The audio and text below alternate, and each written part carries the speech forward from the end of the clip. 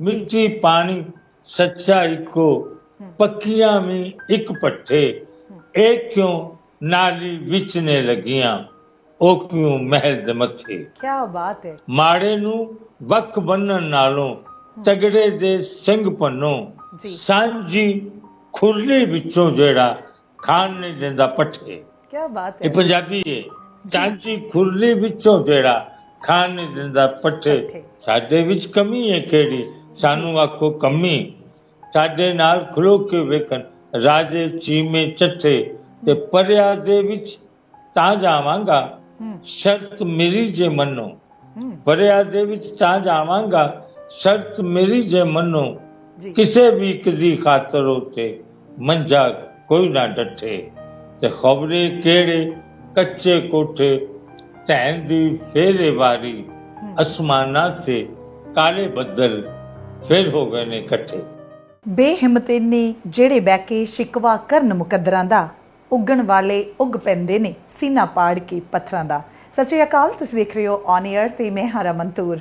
ਮੇਰੀ ਖੁਸ਼ਕਿਸਮਤੀ ਕਹਿ ਲਓ ਕਿ ਜਾਂ ਸਾਡੇ ਅਦਾਰੇ ਦੀ ਖੁਸ਼ਕਿਸਮਤੀ ਕਹਿ ਲਓ ਕਿ ਅੱਜ ਕਹਿ ਸਕਦੇ ਹਾਂ ਕਿ ਜਿਸ ਤਰ੍ਹਾਂ ਕਿਸਾਨ ਅੰਦੋਲਨ ਦੇ ਵਿੱਚ ਬਹੁਤ ਸਾਰੇ ਬਜ਼ੁਰਗਾਂ ਦਾ, ਬਹੁਤ ਸਾਰੇ ਪਿਆਰਿਆਂ ਦਾ ਆਸ਼ੀਰਵਾਦ ਸਾਨੂੰ ਮਿਲਿਆ, ਤੇ ਅੱਜ ਪਾਕਿਸਤਾਨੀ ਪੰਜਾਬ ਤੋਂ ਬਾਬਾ ਨਜ਼ਮੀ ਜੀ ਸਾਡੇ ਨਾਲ ਨੇ ਤੇ ਉਹਨਾਂ ਦਾ ਆਸ਼ੀਰਵਾਦ ਲਵਾਂਗੇ, ਉਹਨਾਂ ਦੇ ਨਾਲ ਗੱਲਬਾਤ ਕਰਾਂਗੇ। ਮੇਰੀ ਬੇਹੱਦ ਖੁਸ਼ਕਿਸਮਤੀ ਹੈ ਕਿ ਮੈਂ ਇਸ ਅਦਾਰੇ ਦੇ ਜ਼ਰੀਏ ਬਾਬਾ ਨਜ਼ਮੀ ਜੀ ਦੇ ਨਾਲ ਗੱਲਬਾਤ ਕਰ ਪਾ ਰਹੀ ਹਾਂ ਤੇ ਉਹਨਾਂ ਦਾ ਆਸ਼ੀਰਵਾਦ ਲਵਾਂਗੀ। ਸਤਿ ਸ਼੍ਰੀ ਅਕਾਲ ਬਾਬਾ ਜੀ। ਸਤਿ ਸ਼੍ਰੀ ਅਕਾਲ ਜੀ, अस्सलाम वालेकुम। बड़ी मोहब्बत ਤੁਹਾਡੀ, ਬੜਾ ਪਿਆਰ। ਅਸਲ ਗੱਲ ਵੀ ਕਿ ਇਹ ਗੱਲਬਾਤ ਜਿਹੜੀ ਹੈ ਹੁੰਦੀ ਰਹਿਣੀ ਚਾਹੀਦੀ, ਕੋਈ ਐਡੀ ਦਿੱਕਤ ਨਹੀਂ ਹੈ। ਅਸੀਂ ਹਾਜ਼ਰ ਤੁਹਾਡੇ ਲਈ ਹਰ ਵੇਲੇ, ਸਾਡੀਆਂ ਮੁਹੱਬਤਾਂ, ਸਾਡਾ ਦਿਲੋਂ ਅਸੀਂ ਪਿਆਰ ਕਰਨੇ ਆ ਤੁਹਾਨੂੰ। ਔਰ ਹਰ ਵੇਲੇ ਖੁਸੂਸਨ ਅੱਜ ਕੱਲ੍ਹ ਤੇ ਜਿਹੜਾ ਸਾਰਾ ਸਿਲਸਿਲਾ ਸਾਡੇ ਚੜ੍ਹਦੇ ਪੰਜਾਬ ਦੇ ਵਿੱਚ ਹੋ ਰਿਹਾ ਹੈ, ਔਰ ਕਸਮ ਮਜ਼ਦੂਰ ਕਿਸਾਨਾਂ ਦਾ, ਉਹਦੇ ਬਾਰੇ ਤੇ ਸਾਡਾ ਪੂਰਾ ਪੰਜਾਬ ਜਿਹੜਾ ਉਹ ਵੀ ਪਰੇਸ਼ਾਨ ਹੈ ਕਿ ਕਿਉਂ ਹੋ ਰਿਹਾ। ਇਹ ਨਹੀਂ ਹੋਣਾ ਚਾਹੀਦਾ। ਜਿਹੜੀਆਂ ਉਹਨਾਂ ਦੀਆਂ ਮੰਗਾਂ ਨੇ ਉਹ ਪੂਰੀਆਂ ਹੋਣੀਆਂ ਚਾਹੀਦੀਆਂ ਨੇ। ਬਾਹਰ ਸੋਚ ਰਹੇ ਆਪਣਾ ਆਪਣਾ ਹਿੱਸਾ ਜਿਹੜਾ ਤੁਸੀਂ ਵੀ ਪਾ ਰਹੇ ਹੋ, ਅਸੀਂ ਵੀ ਪਾ ਰਹੇ। ਬਾਬਾ ਜੀ, ਨਵਤੇਜ ਭਾਰਤੀ ਦੀ ਇੱਕ ਨਜ਼ਮ ਦੀਆਂ ਇੱਕ ਦੋ ਲਾਈਨਾਂ ਸੀ। ਉਹ ਕਹਿੰਦੇ ਸੀਗੇ ਕਿ ਅਸੀਂ ਜਿੱਥੇ ਵੀ ਹਾਂ ਦਿੱਲੀ ਦੀਆਂ ਬਰੂਹਾਂ ਦੇ ਉੱਤੇ ਹਾਂ, ਕਿਰਤੀ ਮਜ਼ਦੂਰਾਂ ਦੇ ਹੱਕ ਦੇ ਲਈ ਖੜੇ ਹੋਏ ਹਾਂ। ਤੇ ਜਦੋਂ ਕਿਸਾਨੀ ਅੰਦੋਲਨ ਦੇ ਵਿੱਚ ਰਿਪੋਰਟਿੰਗ ਕਰਨ ਦਾ ਮੌਕਾ ਮਿਲਿਆ ਤੇ ਜਦੋਂ ਉੱਥੇ ਹਰ ਇੱਕ ਟਰਾਲੀ ਦੇ ਕੋਲੋਂ ਗੁਜ਼ਰਦੇ ਹਾਂ ਔਰ ਕਿੰਨੇ ਕਿੰਨੇ ਕਿਲੋਮੀਟਰਾਂ ਦੇ ਵਿੱਚ ਉੱਥੇ ਮੋਰਚਾ ਜਿਹੜਾ ਡਟਿਆ ਹੋਇਆ, ਤੇ ਬੜੀ ਖੂਬਸੂਰਤ ਗੱਲ, ਪਿਆਰੀ ਲੱਗਦੀ ਸੀ। ਉੱਥੇ ਤੁਸੀਂ ਜਿਹੜੇ ਆ ਦਿੱਲੀ ਦੀਆਂ ਸੜਕਾਂ ਤੇ ਸਾਨੂੰ ਅੰਗ ਸੰਗ ਬੈਠੇ ਨਜ਼ਰ ਆਉਂਦੇ ਸੀ, ਕਿਉਂਕਿ ਟਰਾਲੀਆਂ ਦੇ ਉੱਤੇ ਜਿਹੜੇ ਸਲੋਗਨ ਲੱਗੇ ਹੋਏ ਆ, ਜਿਹੜੀਆਂ ਕਿਰਤੀ ਮਜ਼ਦੂਰਾਂ ਦੇ ਲਈ ਤੁਹਾਡੀਆਂ ਰਚਨਾਵਾਂ ਜਿਹੜੀਆਂ ਹੈਗੀਆਂ ਉਹ ਆਸ-ਪਾਸ ਦੇਖਣ ਨੂੰ ਮਿਲਦੀਆਂ, ਤੁਹਾਡੀਆਂ ਤਸਵੀਰਾਂ, ਤੁਹਾਡੀਆਂ ਰਚਨਾਵਾਂ, ਤੇ ਇਦਾਂ ਲੱਗਦਾ ਹੈ ਵੀ ਤੁਸੀਂ ਵੀ ਜਿੱਥੇ ਵੀ ਬੈਠੇ ਆ ਦਿੱਲੀ ਦੀਆਂ ਬਰੂਹਾਂ ਦੇ ਉੱਤੇ ਬੈਠੇ ਹੋਏ ਹੋ। ਅਸਲ ਗੱਲ ਵੇਖ ਕੇ ਮਜ਼ਦੂਰ ਦੀ ਗੱਲ, ਕਿਸਾਨ ਦੀ ਗੱਲ ਜਾਂ ਕਿਸੇ ਮਾੜੇ ਬੰਦੇ ਦੀ ਗੱਲ, ਉਹ ਕਿਸੇ ਵੀ ਧਰਮ ਨਾਲ ਉਹਦਾ ਤਾਲੁਕ ਹੋਵੇ, ਕਿਸੇ ਮੁਲਕ ਨਾਲ ਤਾਲੁਕ ਹੋਵੇ, ਕਿਉਂਕਿ ਜਿਸ ਹਵਾਲੇ ਨਾਲ ਅਸੀਂ ਮੈਦਾਨ 'ਚ ਉਤਰੇ ਹੋਏ ਹਾਂ, ਖੇਤਰ ਵਿੱਚ ਉਤਰੇ ਹੋਏ ਹਾਂ, ਉਹ ਅਸੀਂ ਇਸੇ ਵਾਸਤੇ ਹੀ ਹਾਂ। ਔਰ ਸਾਡੀਆਂ ਰਚਨਾਵਾਂ, ਕਵਿਤਾ ਜਿੰਨੀਆਂ ਵੀ ਨੇ ਉਹ ਇਨਸਾਨਾਂ ਵਾਸਤੇ ਨੇ, ਦੁਖੀ ਲੋਕਾਂ ਵਾਸਤੇ ਨੇ। ਤੇ ਜਦੋਂ ਮੈਨੂੰ ਪਤਾ ਲੱਗਾ ਕਿ ਪੰਜਾਬ ਦੇ ਵਿੱਚ ਇਹ ਮਤਲਬ ਮਜ਼ਦੂਰ ਕਿਸਾਨਾਂ ਨੇ, ਸਰਕਾਰ ਨੇ ਉਹਨਾਂ ਦੀਆਂ ਕੁਛ ਜਿਹੜੀਆਂ ਮੰਗਾਂ ਨੇ ਉਹਨੂੰ ਉਲਟ ਕਰ ਦਿੱਤਾ ਹੈ, ਤੇ ਮੇਰੇ ਤਿੱਕਰ ਪੜਿਆ ਕਿ ਕੁਛ ਲੋਕ, ਇੱਕ ਦੋ ਚਾਰ ਲੋਕ ਮੇਰੇ ਪੋਸਟਰ ਲੈ ਕੇ ਉੱਤੇ ਖਲੋਤੇ ਹੋਏ ਨੇ ਔਰ ਉਹਨਾਂ ਦੇ ਉੱਤੇ ਮੇਰੇ ਕੁਝ ਲਾਈਨਾਂ ਲਿਖੀਆਂ ਹੋਈਆਂ ਨੇ, ਸਤਰਾਂ ਲਿਖੀਆਂ ਹੋਈਆਂ, ਤੇ ਮੈਨੂੰ ਖੁਸ਼ੀ ਹੋਈ। ਲੇਕਿਨ ਇਸ ਤੋਂ ਬਾਅਦ ਮੈਂ ਜ਼ਾਤੀ ਤੌਰ ਤੇ ਵੀ ਮਹਿਸੂਸ ਕਰਨ ਲੱਗ ਪਿਆ ਯਾਰ ਇੰਝ ਤਾਂ ਨਹੀਂ ਹੋਣਾ ਚਾਹੀਦਾ। ਬਹਰਹਾਲ ਜੋ ਮੇਰੇ ਵੱਲੋਂ, ਸਾਡੇ ਦੋਸਤਾਂ ਵੱਲੋਂ ਵੀ ਇਹ ਪੈਗਾਮ ਸੀ ਸੱਜਣਾ ਦਾ ਕਿ ਬਾਬਾ ਜੀ ਜ਼ਰੂਰ ਗੱਲ ਕਰੋ ਇੱਥੇ, ਕਿਉਂਕਿ ਇਸ ਵੇਲੇ ਸਾਡੇ ਚੜ੍ਹਦੇ ਪੰਜਾਬ ਦੇ ਮਜ਼ਦੂਰ ਕਿਸਾਨਾਂ ਤੇ ਇੱਕ ਔਖਾ ਵੇਲਾ ਆਇਆ ਹੋਇਆ ਹੈ। ਤੇ ਜੋ ਵੀ ਅਸੀਂ ਹਿੱਸਾ ਪਾ ਸਕਨੇ ਏਡੇ ਦੂਰੋਂ ਉਹ ਅਸੀਂ ਪਾ ਰਹੇ ਹਾਂ, ਔਰ ਉਹਦਾ ਅਸੀਂ ਆਪਣਾ ਜ਼ਿੰਦਗੀ ਦਾ ਹਿੱਸਾ, ਆਪਣੇ ਇਮਾਨ ਦਾ ਹਿੱਸਾ ਸਮਝ ਕੇ ਗੱਲ ਕਰ ਰਹੇ ਹਾਂ ਕਿ ਨਹੀਂ, ਇਹ ਸਾਡਾ ਹੱਕ ਬਣਦਾ ਹੈ, ਸੌਰੀ ਫਰਜ਼ ਬਣਦਾ ਹੈ ਕਿ ਅਸੀਂ ਕੁਝ ਨਾ ਕੁਝ ਜ਼ਰੂਰ ਕਰੀਏ ਜੋ ਕਰ ਸਕਨੇ। ਇਸ ਤੋਂ ਪਹਿਲਾਂ ਕਿ ਮੈਂ ਤੁਹਾਡੀ ਜ਼ਿੰਦਗੀ ਦੇ ਬਾਰੇ 'ਚ ਸਵਾਲ ਪੁੱਛਾਂ, ਤੇ ਕਿਉਂਕਿ ਕਿਸਾਨੀ ਅੰਦੋਲਨ ਦੀ ਗੱਲ ਸ਼ੁਰੂ ਹੋ ਹੀ ਗਈ ਹੈ, ਭਾਰਤ ਦੇ ਕਿਸਾਨਾਂ ਨੇ ਜਿਹੜੇ ਆ ਬਹੁਤ ਲੰਬਾ ਅਰਸਾ ਸਹਿਨਸ਼ੀਲਤਾ ਦਾ ਪ੍ਰਦਰਸ਼ਨ ਕੀਤਾ ਤੇ ਇਸ ਵੇਲੇ ਉਹ ਉੱਠ ਖੜੇ ਹੋਏ ਆ ਕਿ ਜੋ ਕੁਝ ਹੋ ਰਿਹਾ ਸਾਨੂੰ ਮਨਜ਼ੂਰ ਨਹੀਂ ਹੈ। ਪਾਕਿਸਤਾਨੀ ਕਿਸਾਨਾਂ ਦਾ ਕੀ ਹਾਲ ਚਾਲ ਹੈ ਬਾਬਾ ਜੀ? ਨਹੀਂ, ਪਾਕਿਸਤਾਨੀ ਕਿਸਾਨ ਜਿਹੜੇ ਨੇ, ਮੈਂ ਪਿੱਛੇ ਜੇ ਇੱਕ ਸਾਡਾ ਇਲਾਕਾ ਹੈ ਬੂਰੇ ਵਾਲਾ ਉੱਥੇ ਗਿਆ ਹੋਇਆ ਸਾਂ। ਉੱਥੇ ਵੀ ਕਿਸਾਨਾਂ ਤੇ ਮਜ਼ਦੂਰਾਂ ਦਾ ਪ੍ਰੋਗਰਾਮ ਸੀ, ਮੈਨੂੰ ਉੱਥੇ ਸੱਦਿਆ ਸੀ। ਉੱਥੇ ਵੀ ਕਿਸਾਨਾਂ ਦਾ ਬਹਰਹਾਲ ਬੁਰਾ ਹਾਲ ਏਡਾ ਨਹੀਂ ਹੈ ਕਿ ਜਿਸ ਤਰ੍ਹਾਂ ਇਸ ਵੇਲੇ ਸਾਡੇ ਚੜ੍ਹਦੇ ਪੰਜਾਬ ਦੇ ਮਜ਼ਦੂਰ ਤੇ ਕਿਸਾਨਾਂ ਦਾ ਬੁਰਾ ਹਾਲ ਹੈ। ਔਰ ਜ਼ਿਆਦਤੀ ਜਿਹੜੀ ਸਰਕਾਰ ਉੱਥੇ ਕਰਦੀ ਪਈ। ਮੈਂ ਤਾਂ ਪਿਛਲੇ ਇੱਕ ਪ੍ਰੋਗਰਾਮ ਦੇ ਵਿੱਚ ਵੀ ਕੁਝ ਹੋਇਆ ਸੀ ਤਾਂ ਮੈਂ ਕਿਹਾ ਸੀ ਕਿ ਸਰਕਾਰ ਨੂੰ ਉਹਨਾਂ ਦੀਆਂ ਮੰਗਾਂ ਜਿਹੜੀਆਂ ਨੇ ਉਹਨੂੰ ਪੂਰਾ ਕਰਨਾ ਚਾਹੀਦਾ ਹੈ, ਕਿਉਂਕਿ ਸਰਕਾਰ ਜਿਹੜੀ ਹੈ ਉਹ ਇਹਨਾਂ ਲੋਕਾਂ ਦੀ ਵਜ੍ਹਾ ਨਾਲ ਸਰਕਾਰ ਹੈ। ਅਸੀਂ ਸਰਕਾਰ ਦੀ ਵਜ੍ਹਾ ਨਾਲ ਨਹੀਂ ਹੈ। ਸਰਕਾਰ ਜਿਹੜੀ ਉਹ ਸਾਡੇ ਲੋਕਾਂ ਦੀ ਵਜ੍ਹਾ ਨਾਲ ਨੇ। ਲੋਕ ਜਿਹੜੇ ਨੇ, ਆਵਾਮ ਜਿਹੜੇ ਨੇ, ਉਹ ਸਰਕਾਰ ਨੂੰ ਲਿਆਉਂਦੇ ਨੇ ਤੇ ਸਰਕਾਰ ਉਹਨਾਂ ਦੇ ਬਾਰੇ ਉਹਨਾਂ ਦੇ ਉੱਤੇ ਤਕਲੀਫਾਂ ਜ਼ਿਆਦਾ ਕਰਦੇ ਨੇ। ਇਹ ਤੇ ਕੋਈ ਚੰਗੀ ਗੱਲ ਨਹੀਂ ਨਾ। ਇਹਦੇ ਵਾਸਤੇ ਅਸੀਂ ਹਰ ਵੇਲੇ ਇਹੋ ਹੀ ਕਹਿੰਦੇ ਹਾਂ ਕਿ ਨਹੀਂ, ਲੋਕਾਈ ਜਿਹੜੀ ਹੈ, ਲੋਕੀ ਜਿਹੜੇ ਨੇ ਉਹਨਾਂ ਦੀ ਗੱਲ ਸੁਣੀ ਜਾਣੀ ਚਾਹੀਦੀ ਹੈ। ਸਰਕਾਰਾਂ ਦਾ ਹੱਕ ਬਣਦਾ ਕਿ ਉਹਨਾਂ ਦੀ ਗੱਲ ਸੁਣਨ। ਬਾਬਾ ਜੀ ਹੁਣ ਤੁਹਾਡੀ ਜ਼ਿੰਦਗੀ ਵੱਲ ਨੂੰ ਆਈਏ ਤੇ ਪਹਿਲਾਂ ਸਭ ਤੋਂ ਪਹਿਲਾਂ ਇਹ ਜਾਣਨਾ ਚਾਹੁੰਦੀ ਹਾਂ ਕਿ ਬਾਬਾ ਨਜ਼ਮੀ ਇੱਕ ਕਹਿ ਸਕਦੇ ਆਵਾਮੀ ਸ਼ਾਇਰ ਤੇ ਸਭ ਤੋਂ ਪਿਆਰਾ ਸ਼ਾਇਰ ਕਹਿ ਸਕਦੇ ਹਾਂ ਕਿ ਲੋਕਾਂ ਦੇ ਨੇੜੇ ਰਹਿਣ ਵਾਲਾ ਸ਼ਾਇਰ। ਜਨਮ ਕਿੱਥੇ ਹੁੰਦਾ ਤੁਹਾਡਾ ਕਿੱਥੇ ਬਚਪਨ ਬੀਤਦਾ ਹੈਗਾ ਤੇ ਸਟੱਡੀ ਦਾ ਜਿਹੜਾ ਕਿਵੇਂ ਦਾ ਬਣਿਆ? ਦਰਅਸਲ ਗੱਲ ਇਹ ਵੇਖ ਕੇ ਜਦੋਂ ਸਾਡਾ ਪਾਕਿਸਤਾਨ ਔਰ ਹਿੰਦੁਸਤਾਨ ਬਣਿਆ, ਮੇਰੇ ਜਿਹੜੇ ਮਾਪੇ ਸਨ ਉਹ ਹਿੰਦੁਸਤਾਨ 'ਚ ਰਹਿੰਦੇ, ਸਮਝ ਕੇ ਅੰਮ੍ਰਿਤਸਰ ਦੇ ਇਲਾਕੇ ਦੇ ਵਿੱਚ। ਉੱਥੋਂ ਅਸੀਂ ਪਾਕਿਸਤਾਨ ਆ ਗਏ। ਮੈਂ ਉਦੋਂ ਜੇ ਮੇਰਾ ਜਨਮ ਨਹੀਂ ਸੀ ਹੋਇਆ। ਪਰ ਪਾਕਿਸਤਾਨ ਦੇ ਵਿੱਚ ਆਏ, ਜਦੋਂ ਅਸੀਂ ਆਏ ਤੇ ਮੇਰਾ 6 ਸਤੰਬਰ 1948 ਵਿੱਚ ਲਾਹੌਰ ਦੇ ਵਿੱਚ ਜਨਮ ਹੋਇਆ। ਬਹਰਹਾਲ ਇੱਥੇ ਫਿਰ ਮਾਪਿਆਂ ਨੇ ਜਿਹੜਾ ਅਸੀਂ ਆ ਕੇ ਘਰ-ਘੁਰ ਬਣਾ ਲਿਆ, ਅਸੀਂ ਇੱਥੇ ਰਹਿਣ ਲੱਗ ਪਏ। ਉਸ ਤੋਂ ਬਾਅਦ ਜੋ ਜਿਸ ਤਰ੍ਹਾਂ ਇਨਸਾਨ ਪੜ੍ਹਦਾ ਹੈ, ਲਿਖਦਾ ਹੈ, ਸਕੂਲ ਜਾਂਦਾ ਹੈ ਤੇ ਚਲਦਿਆਂ ਚਲਦਾ ਬਹੁਤ ਸਾਰਾ ਸਫ਼ਰ ਕਰਦਾ। ਇਹਦੇ ਬਾਰੇ ਨਾ ਕਿ ਬਹੁਤ ਥਾਵਾਂ ਤੇ ਮੇਰਾ ਤਾਲੁਕ ਰਿਹਾ, ਯਾਨੀ ਕਿ ਰਿਸ਼ਤਾ ਰਿਹਾ ਕਿ ਮੈਂ ਇੱਕ ਐਸੇ ਬਚਪਨ 'ਚ ਮਜ਼ਦੂਰੀ ਵੀ ਕੀਤੀ, ਕਿਉਂਕਿ ਮਾਪੇ ਇੰਨੇ ਸਰਮਾਏਦਾਰ ਨਹੀਂ ਸਨ, ਪੈਸੇ ਵਾਲੇ ਨਹੀਂ ਸਨ। ਉਹਨਾਂ ਕੋਲ ਲక్ష్ਮੀ ਇੰਨੀ ਨਹੀਂ ਸੀ ਕਿ ਜਿਹੜੀ ਉਹ ਬਹੁਤ ਜ਼ਿਆਦਾ ਕਰ ਰਹੇ ਸੀ, ਲੇਕਿਨ ਖਾਂਦੇ ਪੀਂਦੇ ਸਨ। ਉਸ ਤੋਂ ਬਾਅਦ ਉਹਨਾਂ ਨੇ ਸਕੂਲ ਜਾਣਾ, ਮੈਂ ਸਕੂਲ ਜਾਣਾ ਸ਼ੁਰੂ ਕੀਤਾ, ਪੜ੍ਹੇ ਲਿਖੇ ਮੈਦਾਨ 'ਚ ਆ ਗਏ। ਉਸਦੇ ਹਵਾਲੇ ਨਾਲ ਕਿਉਂਕਿ ਸਾਡੇ ਸਰਕਾਰਾਂ 'ਚ ਉਦੋਂ ਤਾਲੀਮ ਦਾ ਜਿਹੜਾ ਸੀ ਉਹ ਆਮ ਆਦਮੀ ਨੂੰ ਨੌਕਰੀ ਸਰਕਾਰੀ ਜਿਹੜੀ ਸੀ, ਜਿੰਨੀ ਦੇਰ ਤੱਕ ਤੁਹਾਡੇ ਵੀ ਸ਼ਾਇਦ ਇਹੋ ਹੀ ਹਾਲ ਹੋਵੇਗਾ ਕਿ ਪਿੱਛੇ ਕੋਈ ਤਾਕਤ ਵੱਡੀ ਨਾ ਹੋਵੇ, ਉਹਨਾਂ ਚਿਰ ਤੱਕ ਅਸੀਂ ਸਰਕਾਰ ਦੇ ਘਰ ਨਹੀਂ ਪੜ ਸਕਦੇ। ਬਹਰਹਾਲ ਮੈਂ ਕੁਛ ਹੋਰ ਕੰਮ ਕੀਤੇ ਬੇਸ਼ੁਮਾਰ। ਫਿਰ ਮੈਂ 2070 ਦੇ ਵਿੱਚ 1970 ਵਿੱਚ ਮੈਂ ਇੱਕ ਫਿਲਮ ਇੰਡਸਟਰੀ 'ਚ ਦਾਖਲ ਹੋ ਗਿਆ ਔਰ ਉੱਥੇ ਐਜ਼ ਏ ਮੈਨੇਜਰ ਲੱਗ ਗਿਆ। ਫਿਰ ਮੈਂ 7-8 ਸਾਲ ਉਸ ਦਫ਼ਤਰ ਦੇ ਵਿੱਚ ਐਜ਼ ਏ ਮੈਨੇਜਰ, ਜਿਹਨੂੰ ਕਹਿੰਦੇ ਨੇ, ਸਾਰਾ ਕੰਮ ਜਿਹੜਾ ਅਸੀਂ ਸੰਭਾਲਿਆ। ਫਿਲਮ ਬਣਾਉਣੀ, ਆਰਟਿਸਟਾਂ ਨੂੰ, ਫਨਕਾਰਾਂ ਨੂੰ ਤੋਂ ਡੇਟਾ ਲੈਣੀਆਂ, ਉਹਨਾਂ ਦੇ ਵਾਸਤੇ ਸ਼ੂਟਿੰਗ ਦਾ ਅਰੇਂਜ ਕਰਨਾ, ਇਹ ਸਾਰੇ ਮੇਰੇ ਜ਼ਿੰਮੇ ਸੀ। ਔਰ ਫਿਲਮ ਬਣਨ ਤੋਂ ਬਾਅਦ ਜਿਹੜੀ ਸੇਲ ਕਰਨੀ ਸੀ ਪੰਜਾਬ ਦੇ ਵਿੱਚ, ਲਹਿੰਦੇ ਪੰਜਾਬ ਦੇ ਵਿੱਚ ਪੂਰੇ 'ਚ, ਉਹ ਮੈਂ ਕਰਦਾ ਸੀ ਔਰ ਬੁਕਿੰਗ ਮੈਂ ਕਰਦਾ ਸੀ। ਲੋਕ ਆਉਂਦੇ ਸਨ, ਫਿਲਮਾਂ ਮੁਖਤਲਿਫ ਸ਼ਹਿਰਾਂ ਵਾਸਤੇ ਲੈ ਕੇ ਜਾਂਦੇ ਸਨ। ਉਸ ਤੋਂ ਬਾਅਦ ਫਿਰ ਇੱਕ ਟਾਈਮ ਐਸਾ ਆਇਆ ਕਿ ਕੁਛ ਇੱਕ ਹਾਦਸਾ ਜਿਹਾ ਹੋ ਗਿਆ ਮੇਰੇ ਕੋਲੋਂ, ਉਸ ਮਾਲਕਾਂ ਕੋਲੋਂ ਵੀ। ਤੋ ਗਲਤਫਹਿਮੀ ਜਿਹੜੀ ਹੋਈ, ਮੈਂ 2008 ਦੇ ਵਿੱਚ ਉਹ ਨੌਕਰੀ ਜਿਹੜੀ ਸੀ ਛੱਡ ਦਿੱਤੀ। ਇਸ ਤੋਂ ਅੱਗੇ ਕਿ ਤੁਸੀਂ ਆਪਣੀ ਅਗਲੀ ਕਹਾਣੀ ਦੱਸੋ। ਮੈਨੂੰ ਲੱਗਦਾ ਹੈ ਕਿ ਜਿਹੜਾ ਅਗਲਾ ਸਵਾਲ ਆ ਮੇਰਾ ਇੱਥੇ ਕਰਨਾ ਬਣਦਾ ਹੈ ਕਿ ਮਾਪਿਆਂ ਦੇ ਘਰੇ ਜੰਮਿਆ ਹੋਇਆ ਜਿਹੜਾ ਇੱਕ ਬੱਚਾ ਹੈ ਉਹ ਬਸ਼ੀਰ ਹੁਸੈਨ ਹੁੰਦਾ ਹੈ ਤੇ ਬਾਅਦ ਦੇ ਵਿੱਚ ਬਾਬਾ ਨਜ਼ਮੀ ਬਣ ਜਾਂਦਾ ਹੈ। ਇਹ ਕਿਵੇਂ ਹੁੰਦਾ ਹੈ? एक काफ़ी लंबी कहानी है। वो इस तरह कि मैं के बचपन ਦੇ ਵਿੱਚ ਜਦੋਂ ਕੋਈ 10-15 ਸਾਲ ਦੀ ਉਮਰ ਸੀ ਤੇ ਮੇਰੇ ਦੋਸਤ ਸਨ, ਉਹ ਅਸੀਂ ਇੱਕ ਸੱਜਣ ਸਨ ਸਾਡੇ ਅਜ਼ੀਜ਼, ਉਹ ਹਸਪੀਟਲ ਦੇ ਵਿੱਚ ਦਾਖਲ ਸਨ। ਕੁਛ ਉਹਨਾਂ ਨੂੰ ਪ੍ਰੋਬਲਮ ਸੀ। ਅਸੀਂ ਉਹਨਾਂ ਦੀ ਖਬਰ ਲੈਣ ਗਏ, ਪੁੱਛਣ ਗਿੱਛਣ ਗਏ ਸਿਹਤ ਦੇ ਬਾਰੇ, ਤਬੀਅਤ ਦੇ ਬਾਰੇ। ਤੇ ਉਹ ਜਿਸ ਵੇਲੇ ਅਸੀਂ ਉਹ ਵੀ ਡਾਕਟਰ ਸਨ, ਅਸੀਂ ਜਿਸ ਵੇਲੇ ਬਾਹਰ ਨਿਕਲੇ ਤੇ ਉਹ ਬਾਹਰ ਜਿਹੜੀਆਂ ਮੈਡੀਸਨ ਦੀਆਂ ਦੁਕਾਨਾਂ, ਸ਼ਾਪਸ ਹੁੰਦੀਆਂ ਨੇ, ਉਹਨਾਂ ਨੇ ਉੱਥੇ ਇੱਕ ਬਹੁਤ ਵੱਡਾ ਲਿਖਿਆ ਹੋਇਆ ਸੀ ਡਾਕਟਰ ਹਮੀਦ ਨਜ਼ਮੀ ਕੋਈ ਇਸ ਤਰ੍ਹਾਂ ਦਾ ਨਾਂ ਲਿਖਿਆ ਸੀ। ਜੀ। ਤਾਂ ਮੇਰੇ ਦੋਸਤ ਕਹਿਣ ਲੱਗੇ ਕਿ ਬਾਬਾ ਜੀ ਅੱਜ ਤੋਂ ਤੁਹਾਡਾ ਨਾਂ, ਉਹ ਬੋਰਡ ਵਾਲੇ ਵੇਖਿਆ ਨਾ ਜਿਹੜਾ ਲੱਗਾ ਸੀ ਉਹਦੇ ਵਾਲੇ ਕਹਿਣ ਲੱਗੇ ਕਿ ਅੱਜ ਤੋਂ ਤੁਹਾਡਾ ਨਾਂ ਬਸ਼ੀਰ ਹੁਸੈਨ ਨਜ਼ਮੀ ਹੋ ਗਿਆ। ਜੀ, ਬਸ ਮੁਹੱਲੇ 'ਚ ਪਤਾ ਲੱਗ ਗਿਆ ਉਹ ਨਜ਼ਮੀ ਨਜ਼ਮੀ, ਜਿਸ ਤਰ੍ਹਾਂ ਆਮ ਰਵਾਇਤ ਪੈ ਜਾਂਦੀ ਹੈ, ਕੀ ਬਾਤ ਹੈ। ਉਹ ਨਜ਼ਮੀ ਆਖਣ ਲੱਗ ਗਏ। ਜੀ। ਉਸ ਤੋਂ ਬਾਅਦ ਬਾਬਾ ਕਿਸ ਤਰ੍ਹਾਂ ਲੱਗਾ, ਜੀ। ਇਹ ਵੀ ਇੱਕ ਕਹਾਣੀ ਹੈ ਛੋਟੀ ਜਿਹੀ, ਕਿ ਸਕੂਲ ਦੇ ਵਿੱਚ ਤੁਸੀਂ ਵੀ ਖੈਰ ਦੇਖਿਆ ਹੋਏਗਾ, ਕਾਲਜ ਦੇ ਵਿੱਚ ਕਿ ਅਸੀਂ ਡਰਾਮੇ ਕੀਤੇ ਜਾਂਦੇ ਨੇ, ਨੁੱਕੜ ਨਾਟਕ ਵੀ ਹੁੰਦੇ ਨੇ, ਡਰਾਮੇ ਵੀ ਹੁੰਦੇ ਨੇ, ਪਲੇ ਹੁੰਦੇ ਨੇ ਸਕੂਲਾਂ ਦੇ ਵਿੱਚ।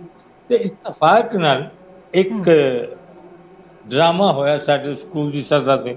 ਉਸ ਵੇਲੇ ਮੈਂ 9ਵੀਂ ਜਮਾਤ 'ਚ 9ਵੀਂ ਕਲਾਸ ਦੇ ਵਿੱਚ ਪੜ੍ਹਦਾ ਸਾਂ ਜੀ।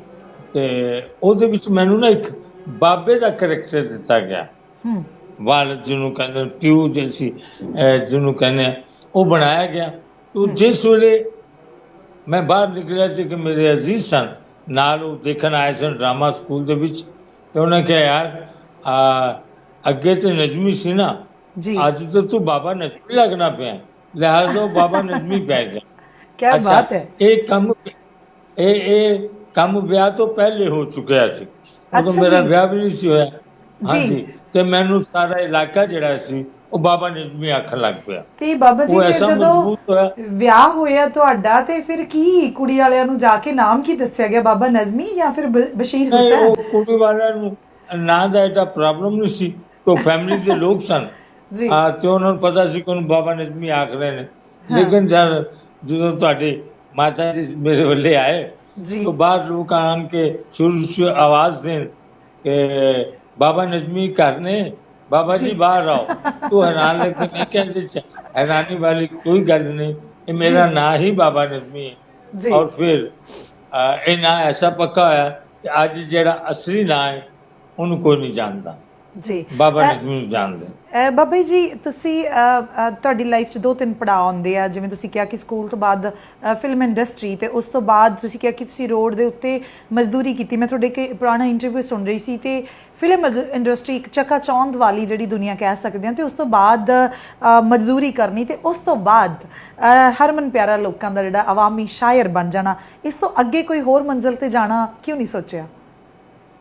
नहीं, दरअसल गल है कि मैं जिस वेले इतों मैं हालात कुछ इस किस्म के हो गए जी कि मैं इस शहर नूं छड़ जाना चंगा समझा कि इत्थे हुण रहना नहीं चाहिए, क्योंकि बहुत हसीन जिंदगी, सोहनी जिंदगी, साफ सुथरी जिंदगी हयाती गुजार रहे सन जी। ते मैं फिर इत्थों 2008 ਦੇ ਵਿੱਚ मैं कराची चला गया जी। ਤੇ कराची जाके उत्थे एक मजदूरी सी ਜਿਹੜੀ ਮੈਨੂੰ ਕਰਨੀ ਪੈ ਗਈ, ਉਹ ਫਿਰ ਮੈਂ ਕੀਤੀ। ਔਰ 35 ਸਾਲ ਸੜਕਾਂ ਦੇ ਉੱਤੇ ਉਹ ਮੈਂ ਮਜ਼ਦੂਰੀ ਕੀਤੀ, ਜਿਹਦਾ ਮੈਂ ਦੱਸਣ ਲੱਗਿਆ ਇਸ ਲਈ ਸ਼ਰਮ ਮਹਿਸੂਸ ਨਹੀਂ ਕਰਦਾ ਕਿ ਮੈਂ ਮਜ਼ਦੂਰ ਹੋਣ ਤੇ ਵੀ ਫਖਰ ਕਰਨਾ। ਇਹ ਮੇਰੇ ਫਖਰ ਵਾਲੀ ਗੱਲ ਕਿ ਮੈਂ 35 ਸਾਲ ਮਜ਼ਦੂਰੀ ਕੀਤੀ। ਸੈਂਕੜੇ ਹਜ਼ਾਰਾਂ ਲੱਖਾਂ ਕਰੋੜਾਂ ਲੋਕ ਮਜ਼ਦੂਰੀ ਕਰ ਰਹੇ ਨੇ ਤੇ ਆਪਣੀ ਹਯਾਤੀ ਦੇ ਦਿਨ ਦਿਹਾੜੇ ਜਿਹੜੇ ਨੇ ਉਹ ਗੁਜ਼ਾਰ ਰਹੇ ਨੇ। ਇਸ ਹਵਾਲੇ ਨਾਲ मैं उत्थे नौकरी की, जिहदा मुड़ का पसीना जिन्होंने असीं कहने आ वो सिर तो लैके ते पैरां तक जांदा सी।